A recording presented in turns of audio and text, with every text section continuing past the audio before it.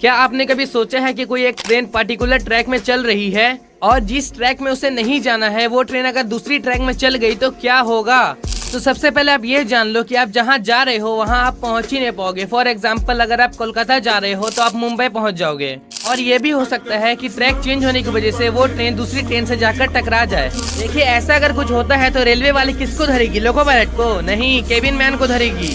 हर एक स्टेशन के आगे और पीछे देखिए ये केबिन होता है जहाँ पर वो केबिन मैन बैठता है और ट्रैक को चेंज